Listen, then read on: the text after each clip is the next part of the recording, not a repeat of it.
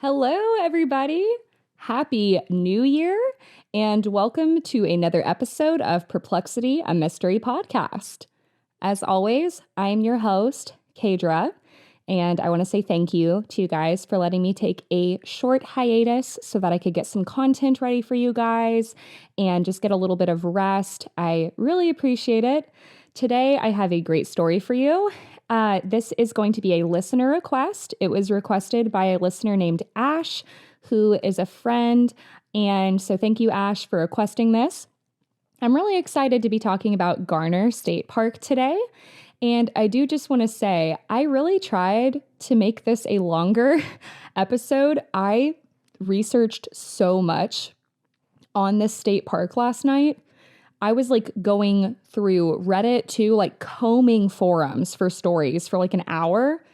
And I did not find as much as I wanted to. But with that being said, I did still find quite a bit. It's just going to be a shorter episode. So, hope you guys enjoy. Trigger warning for today's episode. This is going to have some creepy and disturbing content. We're also going to have a true crime story in here. So, listener discretion is advised. This podcast is not for children.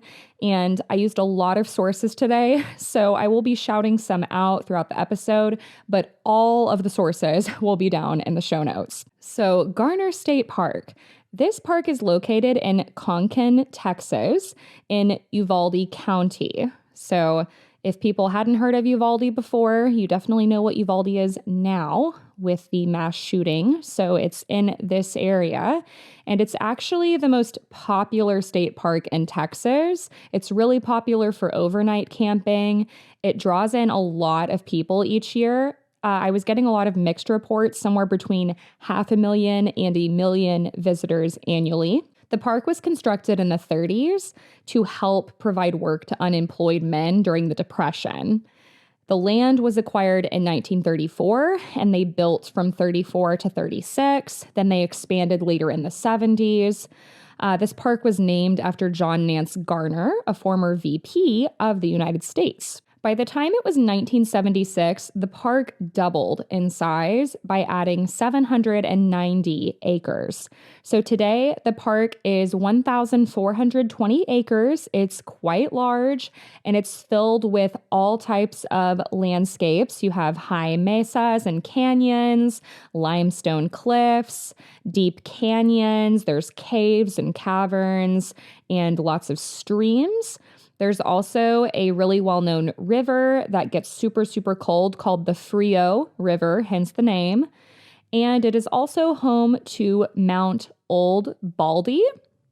Seems a little rude of a name, but it's a very popular hiking area. The mountain also overlooks the Frio River, and a lot of people spend their time hanging out by the river. Even though the water is extremely cold, people do still float the river there in their inner tubes. And visitors also enjoy camping, of course. And the area is also pretty well known because they have this giant pavilion where they'll host dances every night. And like any state park, it is also home to a lot of wildlife. So here you can see a lot of white-tailed deer, black rock and fox squirrels, raccoons, mourning doves, eastern bluebirds, Rio Grande turkeys, skunks, and more. I wonder if anyone has ever seen a gobble squatch in Garner State Park. But while this state park is popular, beautiful, a great place to be one with nature, it of course would not be on this podcast if there wasn't a creepy twist. This place has quite a history, from murders to paranormal activity to cryptids and UFO sightings. So let's get into it. According to TexasHillCountry.com, one urban legend claims the Frio River was a backdrop for a deadly love triangle. So in the early 1900s, there was a Juarez family, and they lived near the Frio River with 2 beautiful daughters. The daughters were of age to get married, and one daughter named Maria, like many young women during this time period, wanted nothing more than this. She wanted a family. She wanted a man to sweep her off her feet.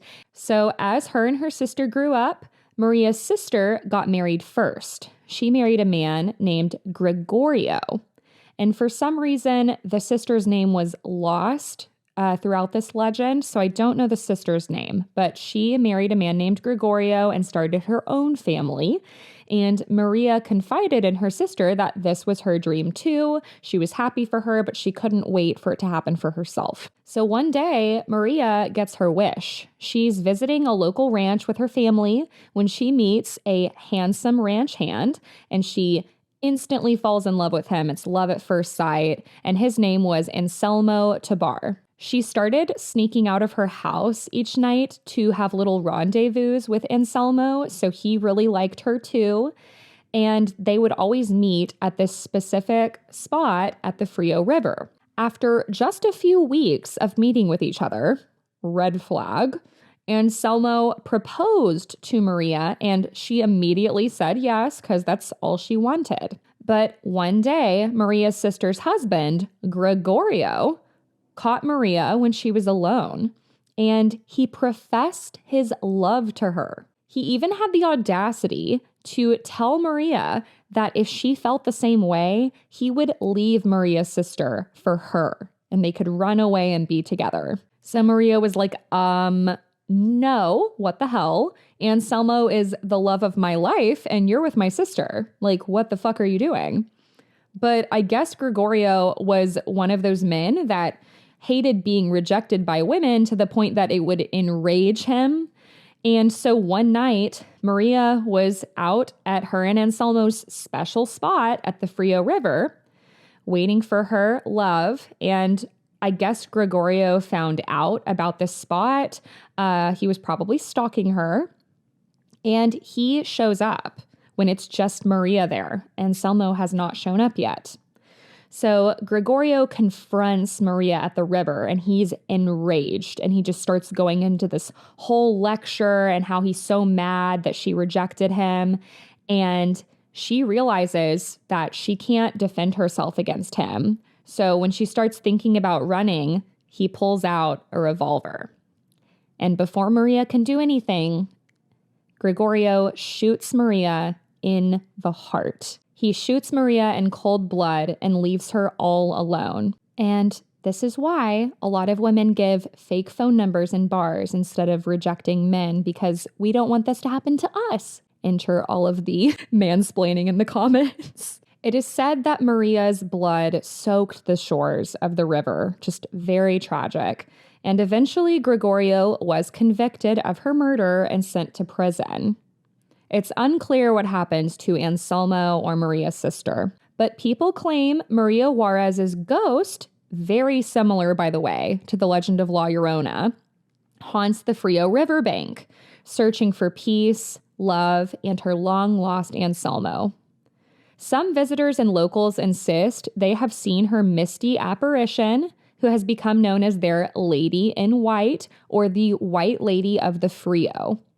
You can hear her heartbreaking wails. Again, very similar to La Llorona. There are people who also say this is just a legend, but regardless, the story has been told for over 100 years by locals, and there are some people who insist that these people were real, they did live in this area. So make of that what you will. But I feel like a lot of these haunted areas are not complete without a lady in white. So we have one here. I went down a really deep rabbit hole on Reddit, like I said earlier, just trying to find as many posts as I could.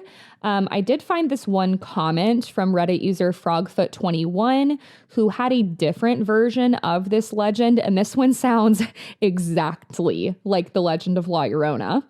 And her name is even Maria, right? So Frogfoot21 said that in their version of this White Lady of the River, she killed her children to be with her lover, then drowned herself in the river out of regret. And their legend goes, if you go to the river alone, she'll pull you in and drown you so that she won't be lonely. This person also said that they went to the Frio River, and they said, quote, "My friends and I have gone down to this river crossing many times, not only on Halloween. It is creepy. There are no lights for miles, and with wind blowing in the trees along the riverbank, you get the feeling of movement everywhere. especially on moonless nights, you can see every single star in the Milky Way, but nothing on ground or in the water.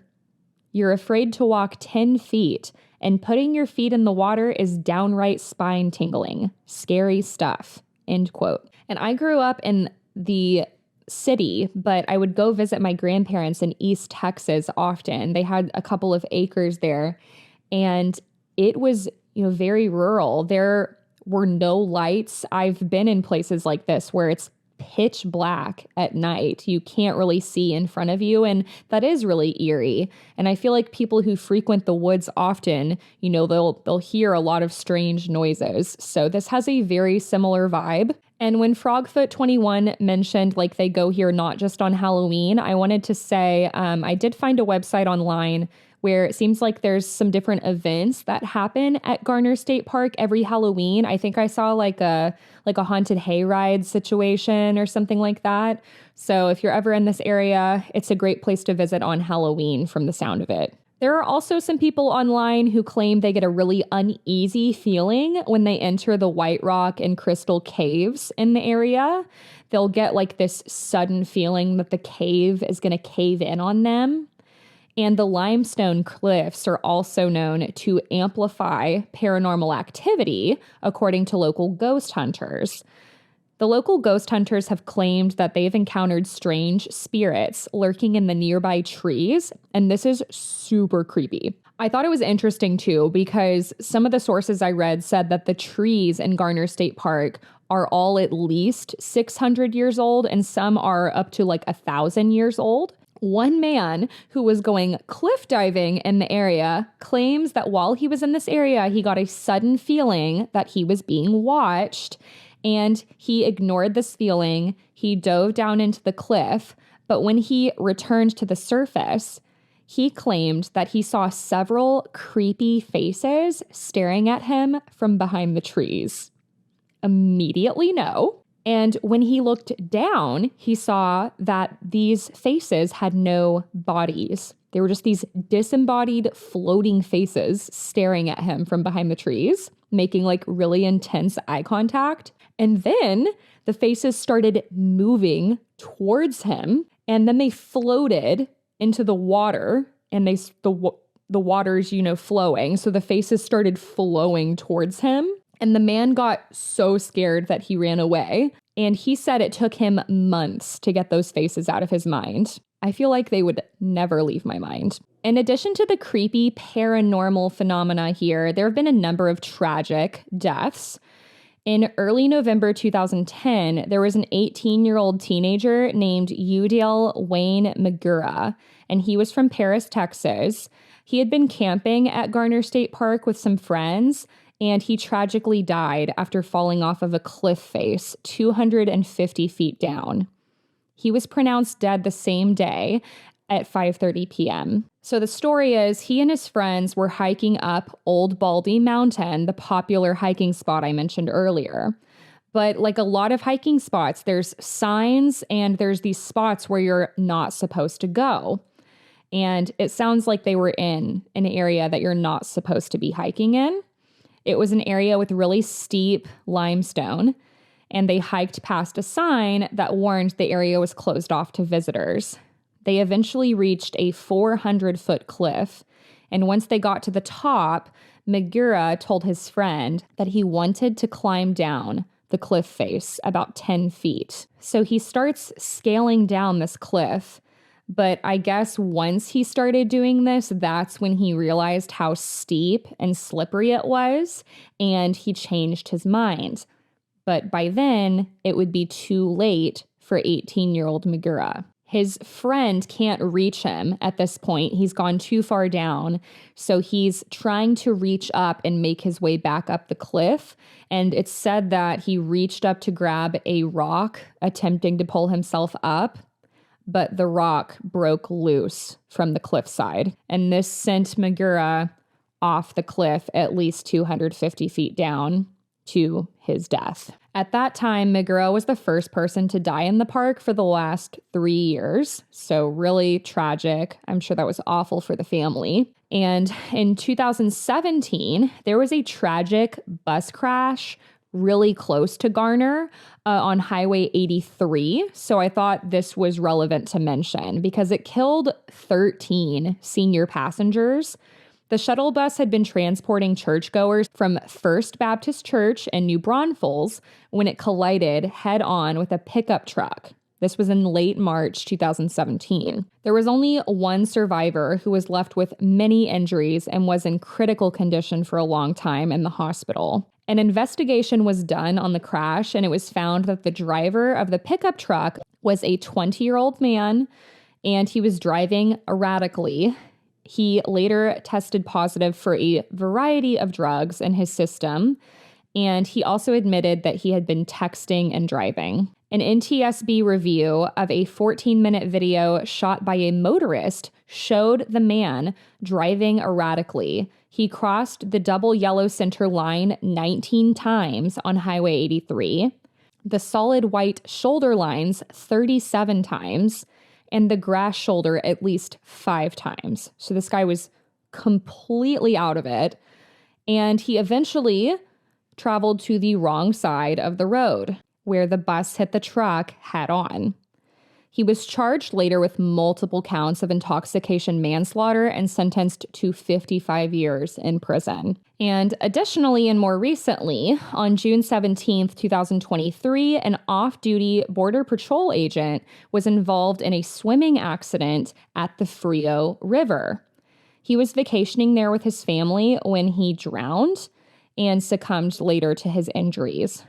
The incident happened near private property on the opposite side of the Garner State Park property. And from what I could find, the investigation into what happened is still ongoing. And also, this story just pissed me off. Animal lovers, I apologize. In June of 2022, at least 16 feral cats were shot to death at Garner State Park as the official management strategy at the park.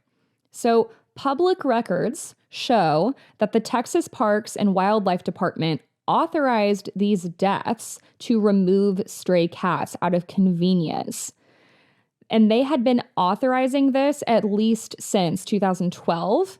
And this is their only solution in their protocols. So like if there's a lot of stray cats, they just shoot them instead of trying to rehome them or put them in shelters, even though these cats are well fed by locals in the area and could likely be adopted. Park officials often shoot the cats, claiming that they're just trying to protect park wildlife and visitors. But it doesn't sound like these cats have done anything, like they haven't caused any disruption, they haven't attacked anyone.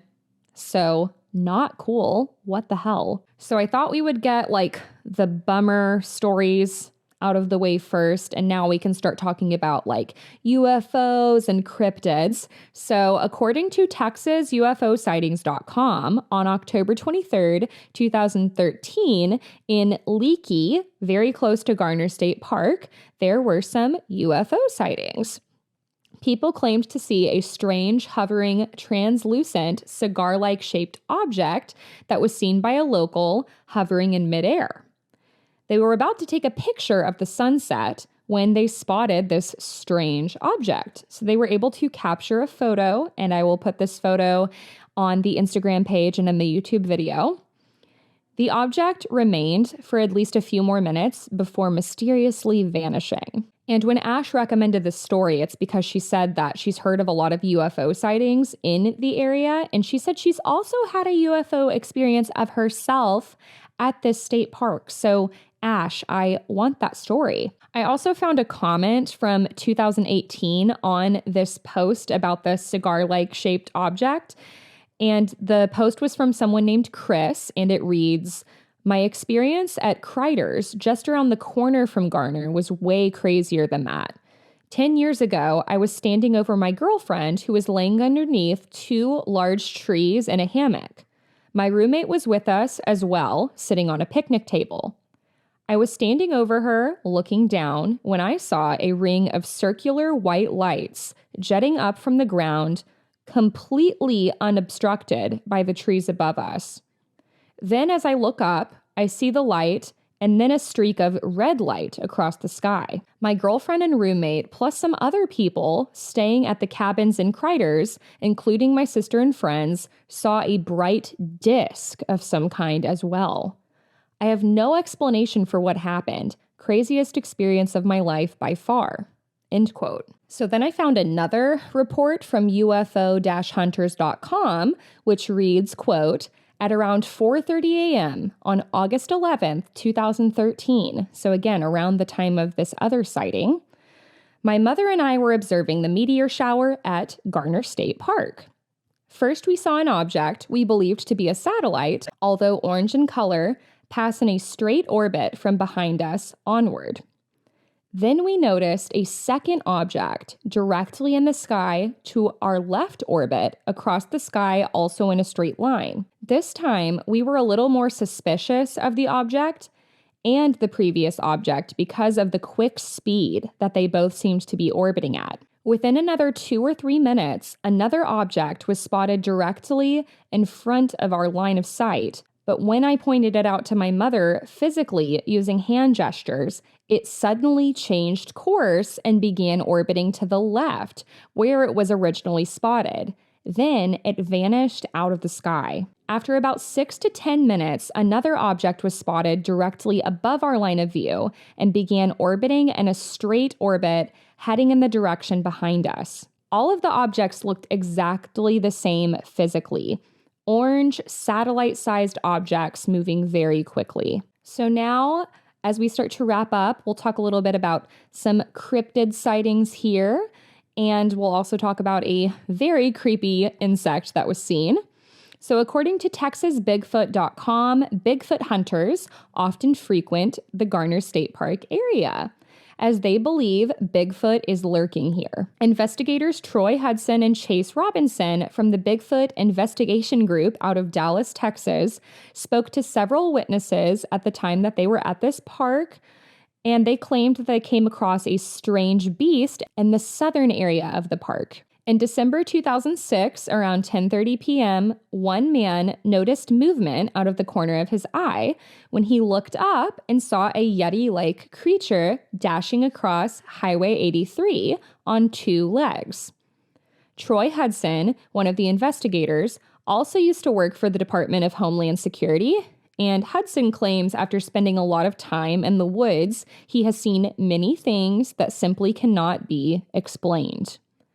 And this inspired him to start the Texas Bigfoot Investigation Group in Dallas. Hudson and Robinson set up camp near Garner State Park, and this is near where the Bigfoot sighting took place. As far as I could find, Hudson and Robinson's efforts, though, were unsuccessful. They did not find a Bigfoot, but they are still determined in their search. In 2010, there were also several more sightings in Garner State Park, usually during December, with several witnesses claiming they saw a hairy bipedal primate that left behind very large footprints. And there are pictures of these footprints. So again, I will put these in the YouTube video and on the Instagram page if you want to look at them. The prints measure roughly 12 inches in length, so they're not too big, but I'll explain why, like their theories for that in a second. The footprints do seem to possess the requisite mid-tarsal break, which is a feature on the foot that is often discussed with Bigfoot sightings. Many Bigfoot enthusiasts believe this could be the Texas wild man, who is believed to not be nearly as large as the eastern Bigfoot.